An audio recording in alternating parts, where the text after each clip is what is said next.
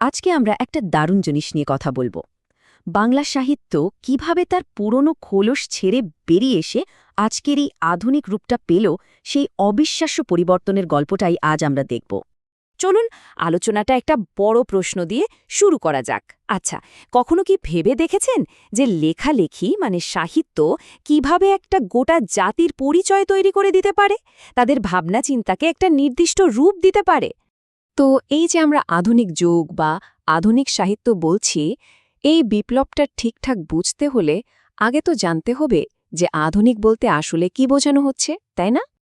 দেখুন, সবচেয়ে বড় আর ইন্টারেস্টিং যে পরিবর্তনটা হলো সেটা হলো ফোকাসের বদল। আগেকার দিনের লেখালেখিতে যেমন দেবদেবী বা রাজা বাদশাদের গল্প থাকত, সেখান থেকে ক্যামেরাটা যেন হুট করে ঘুরে গেল, চলে এলো একেবারে সাধারণ মানুষের জীবনের দিকে। তাদের প্রতিদিনের ওঠা পড়া, তাদের সুখ দুঃখ, ছোট ছোট আশা আকাঙ্ক্ষা, এগুলোই হয়ে উঠল সাহিত্যের মূল উপজীব্য। আর এই যে মানুষকে কেন্দ্রবিন্দুতে নিয়ে আসা, এটাই ছিল একটা বিরাট ব্যাপার। আর এই পুরো বদলের পেছনে একটা স্ফুলিঙ্গের মতো কাজ করেছিল একটা নতুন টেকনোলজি। কি সেটা? ছাপাখানা। এই যাত্রার শুরুটা কিন্তু বেশ মজার। কোনো বাঙালির লেখা প্রথম যে বইটা ছাপা হয় সেটা লিখেছিলেন দোম আন্তোনিও দো রোজারিও। কিন্তু দেখুন, বইটা ছাপা হয়েছিল রোমান হরফে, বাংলা হরফে নয়। এর ঠিক পরে ১৮০১ সালে ঘটল আরেকটা গুরুত্বপূর্ণ ঘটনা। এবার প্রথম বাংলা ভাষায় একটা গদ্যের বই ছাপা হল, উইলিয়াম ক্যারির লেখা কথোপকথন। বাংলা ভাষার জন্য এটা ছিল একটা মাইল ফলক। আর সেই একই বছরে মানে ১৮০১ সালে পাজেলের শেষ অংশটাও মিলে গেল। রাম রাম বসুর রাজা প্রতাপাদিত্য চরিত্র। এটা ছিল কোনো বাঙালি লেখকের লেখা বাংলা ভাষায় প্রথম ছাপা হওয়া গদ্যের বই। মানে বৃত্তটা সম্পূর্ণ হল। কিন্তু দেখুন, শুধু টেকনোলজি থাকলেই তো হয় না, তাই না? এর সাথে দরকার নতুন চিন্তা, নতুন আইডিয়া। আর সেই নতুন ভাবনা চিন্তার জন্ম আর বেড়ে ওঠার জায়গা হয়ে উঠেছিল তৎকালীন কিছু শিক্ষা প্রতিষ্ঠান। ওগুলোই ছিল এই বুদ্ধিবৃত্তিক বিপ্লবের আসল ইঞ্জিন। এর মধ্যে প্রথমেই বলতে হয় ফোর্ট উইলিয়াম কলেজের কথা। ১৮০০ সালে তৈরি হওয়া এই কলেজটা বাংলা গদ্যকে একটা গোছানো স্ট্যান্ডার্ড রূপ দেওয়ার ক্ষেত্রে খুবই গুরুত্বপূর্ণ একটা ভূমিকা রেখেছিল। আসলে এই কলেজটা ছিল একটা হাবের মতো। এখানে উইলিয়াম ক্যারি, রামরাম বসু, মৃত্যুঞ্জয় বিদ্যালঙ্কারের মতো বড় বড় পণ্ডিতরা এক হয়েছিলেন। বলা যায় এরাই ছিলেন আধুনিক বাংলা গদ্যের আসল স্থপতি। ভিতটা এনারাই তৈরি করে দিয়েছিলেন। এরপর আসা যাক হিন্দু কলেজের কথায়। এটা আরেকটা যুগান্তকারী প্রতিষ্ঠান। রাজা রামমোহন রায়ের মতো সমাজ সংস্কারকদের হাত ধরে এটা তৈরি হয়েছিল। আর এর মূল ফোকাসই ছিল ধর্মনিরপেক্ষ আধুনিক শিক্ষা। আর এই সময়েই একটা আন্দোলন চারিদিকে সাড়া ফেলে দিয়েছিল, ইয়াং বেঙ্গল মুভমেন্ট।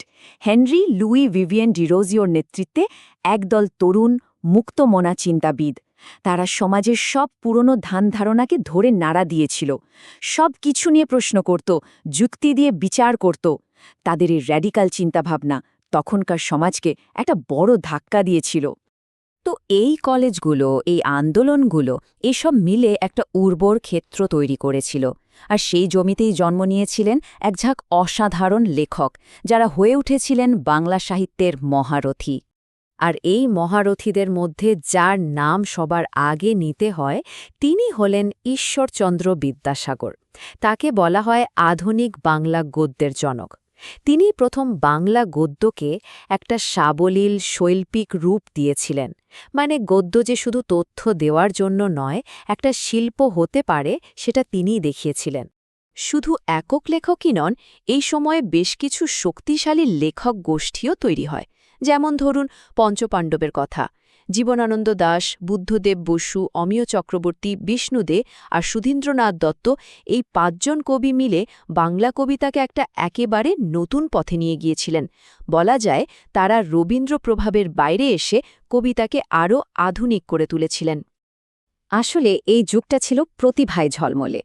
একদিকে ছিলেন রাজা রামমোহন রায়ের মতো সমাজ সংস্কারকেরা, যারা লেখনীকে ব্যবহার করেছিলেন সমাজের পুরনো প্রথা ভাঙার অস্ত্র হিসেবে। তো অন্যদিকে আরও পরে এলেন শামসুর রহমানের মতো কবিরা। তিনি তার কবিতায় তুলে আনলেন নাগরিক জীবনের ক্লান্তি, হতাশা, আবার মুক্তিযুদ্ধের মতো বড় বড় ঐতিহাসিক মুহূর্তের আবেগ। তিনি হয়ে উঠেছিলেন সময়ের কণ্ঠস্বর। এবং অবশ্যই বলতে হবে হুমায়ূন আহমেদের কথা। তিনি তার জাদুকরী আর সহজবোধ্য লেখার মাধ্যমে বাংলা সাহিত্যকে নিয়ে গেলেন একেবারে সাধারণ পাঠকের ড্রয়িং রুমে। সাহিত্যের ফর্ম নিয়েও তিনি সারা জীবন ধরে নানান পরীক্ষা নিরীক্ষা করে গেছেন। কিন্তু সবচেয়ে বড় কথা হলো এই যে সাহিত্যের নতুন জোয়ার, এটা শুধু বইয়ের পাতাতেই আটকে থাকেনি। এটা হয়ে উঠেছিল একটা গোটা জাতির ইতিহাসের সাক্ষী, তার কণ্ঠস্বর। আর ঠিক এই কারণেই বিষয়টা এত গুরুত্বপূর্ণ। যখন ভাষা আন্দোলন হলো, যখন মুক্তিযুদ্ধ হলো, তখন এই নতুন ধারার সাহিত্যই হয়ে উঠল প্রতিবাদের সবচেয়ে শক্তিশালী একটা হাতিয়ার। মানুষের মনে সাহস জুগিয়েছে, চেতনাকে জাগ্রত করেছে। আর শুধু লেখাই বা কেন, দেখুন, একটা জাতির জন্মযন্ত্রণা, তার সংগ্রাম, তার স্বপ্ন, এই সব কিছুকে তুলে ধরার জন্য তখন শিল্পের প্রায় সব মাধ্যমকে ব্যবহার করা হয়েছিল। উপন্যাস, নাটক, ছোট গল্প, প্রবন্ধ, কবিতা, এমনকি চলচ্চিত্র পর্যন্ত। তাহলে দেখুন, একটা ছোট্ট প্রযুক্তিগত আবিষ্কার, ছাপাখানা, সেখান থেকে শুরু করে একটা পুরো জাতির আত্মপরিচয়ের কণ্ঠস্বর হয়ে ওঠা বাংলা সাহিত্যের আধুনিক যুগের এই যাত্রাটা সত্যি এক অবিশ্বাস্য পরিবর্তনের গল্প। আর এই গল্পটা শোনার পর শেষে একটাই প্রশ্ন মনে আসে, তাই না? সাহিত্য যদি তার সময়কে আয়নার মতো তুলে ধরে, তাহলে আমাদের এই সময়টা, আমাদের যুগটা ভবিষ্যতের কাছে কোন গল্পের জন্য মনে রাখার মতো হয়ে থাকবে?